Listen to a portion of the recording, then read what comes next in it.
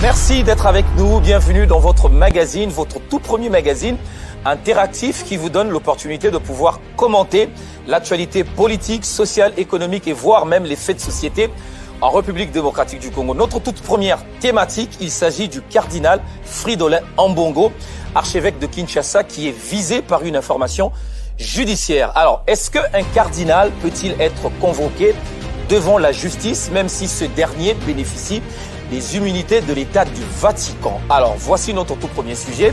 Si vous êtes intéressé, si vous voulez réagir avec nous, envoyez-nous votre vidéo, prenez votre téléphone, enregistrez votre vidéo en nous l'envoyant à ce numéro de téléphone 082 189 25 20 et nous allons interagir avec vous à propos de ce sujet. Dites-nous si le cardinal peut être convoqué devant la justice. Dites-nous également si un cardinal qui bénéficie des immunités de l'État du Vatican peut-il être convoqué devant la justice? Élément de réponse avec vous.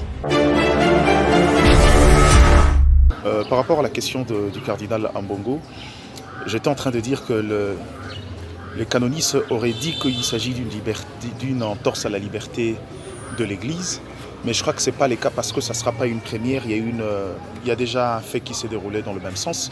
Je rappelle en 2022, le cardinal Joseph Zein de Hong Kong a été arrêté puis libéré sous caution pour être accusé d'association avec des forces étrangères, où il a même été libéré après sous caution.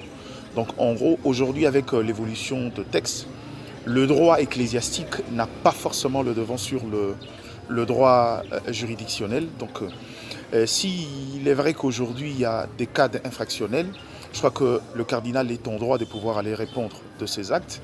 Mais je crois aujourd'hui que sur la question justement qui a conduit le cardinal à être inquiété par la justice, on lui reprocherait beaucoup plus sa proximité avec justement cette formation politique où on a vu de jeunes aller vers ces mouvements rebelles-là, notamment le PPRD et autres. Je crois que c'est l'élément qui joue le plus. Mais dans le fond, je crois aussi, en mon sens, qu'on ne devrait pas déranger à la relation entre la RDC et l'Église. En faisant des histoires de ces gens-là, pour moi, la meilleure chose à faire, c'est mener une instruction de manière calme, parce que je sais aussi que vu son statut, il est difficile de l'entendre sans que cela ne soit mis à la place publique, mais mener des instructions jusqu'à avoir des indices sérieux de son implication pour pouvoir l'inquiéter. Mais bien au-delà de ça, je crois que, jusqu'à preuve du contraire, le cardinal est en droit de pouvoir répondre à une invitation de justice et il n'y a pas une violation à ce niveau-là.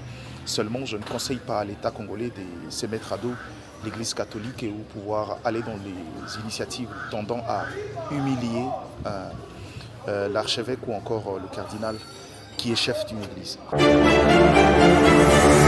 Bonjour, à mon humble avis, je pense que la République démocratique du Congo, par le truchement de son ministère public, devrait saisir l'État du Vatican à travers sa nociature apostolique ici en RDC pour présenter les dérives apostoliques observées dans le chef du cardinal Ambongo. N'oublions pas que la laïcité de la RDC n'exclut pas à l'État du Vatican d'accorder un certain statut d'immunité au cardinal Fridolin Ambongo. Un petit conseil au cardinal, à l'archevêque de Kinshasa, monsieur Fridolin Ambongo, s'il vous plaît, dans vos discours, dans vos propos, surtout sur un terrain politique, utilisez les mots qu'il faut à la place qu'il faut, de peur que le contexte dans lequel vous êtes en train d'argumenter puisse prendre une autre tournure ou une autre connotation. Le terrain politique est trop glissant et il y a trop de capricieux dedans.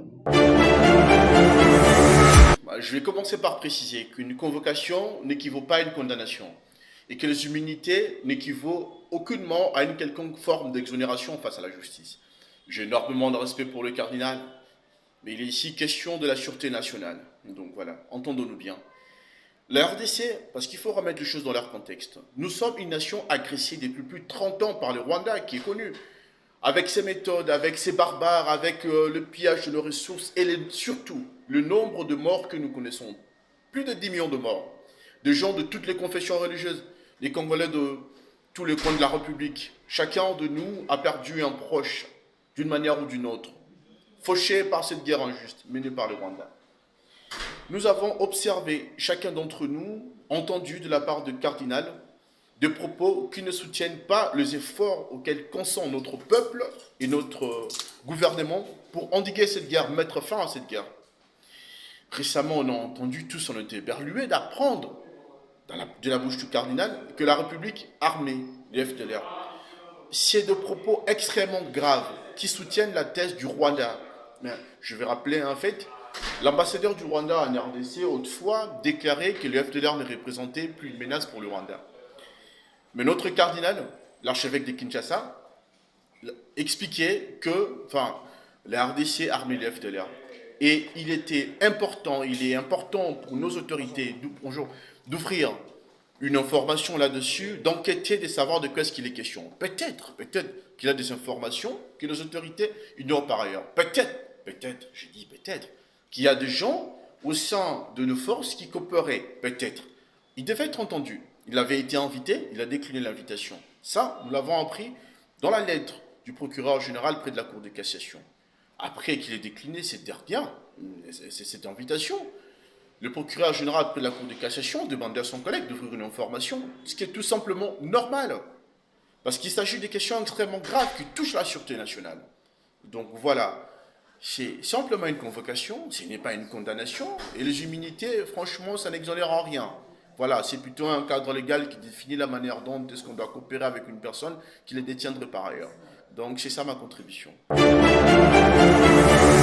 Bon, à ce qui concerne le cardinal Ambongo, son interpellation, son information à la justice, bon, il est ici vrai de signaler que aucune personne n'est au-dessus de la loi, normalement, donc toute personne peut faire l'objet d'une procédure judiciaire au cas où son comportement enfreint ou porte atteinte à l'ordre public. Mais ici, j'aimerais signaler une chose. Cette information de M. Fridolin Ambongo, c'est une technique simplement pour couvrir une autre information. C'est quoi l'information principale?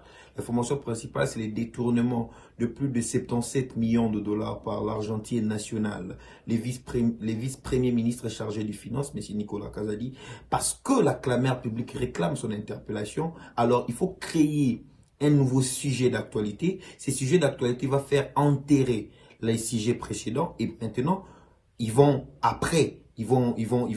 s'en débarrasser de ces sujets. Et puis, le premier sujet serait aussi enterré. Donc, ici, l'objectif, c'est de faire enterrer les sujets principaux.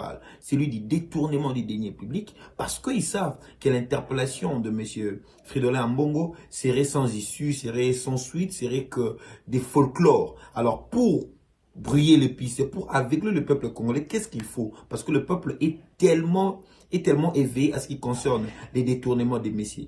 Les vice-premiers ministres de Finances. Alors, à ce point-là, qu'est-ce qu'il faut faire? Il faut au préalable créer une information. Donc, ici, j'aimerais dire ceci. Il est vrai que toute personne peut faire objet d'une information en justice, comme M. Fridolin Ambongo, oui, mais dans le contexte actuel, cette information ne vient simplement pour étouffer l'information du détournement que le peuple congolais ne va pas oublier. Oui, M. Floride Zantoto, je pense que la justice est dans le droit d'ordonner l'ouverture d'une information judiciaire à l'endroit du cardinal si la justice estime qu'il y a nécessité de recueillir les informations pouvant conduire à une infraction pour éclairer sa lanterne. Le cardinal n'est pas immunisé contre la poursuite, mais on demande tout simplement à la justice d'informer la hiérarchie. Le régime d'information ne veut pas dire qu'il faut attendre l'autorisation de sa hiérarchie. Non, c'est tout simplement en informer qu'il y a telle situation et nous voulons entendre tel cardinal. Et je crois que c'est à la justice d'apprécier le temps de le faire et dire que le cardinal est immunisé, ça c'est faux. Ce n'est pas comme les députés là où on a besoin de l'autorisation. Ici, on a besoin tout simplement de l'information. Donc voilà la différence. Nous allons d'abord souligner le fait que le cas du cardinal Ambongo, c'est un cas complexe et dépend de plusieurs facteurs, dont la nature des accusations portées contre lui, son statut en tant que figure emblématique religieuse dans notre pays et les lois en vigueur en RDC. Nous devons d'abord souligner que le système religieux catholique est régi par le droit canonique.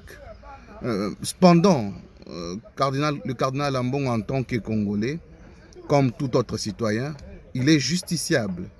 Mais soulignons qu'il jouit d'une certaine immunité.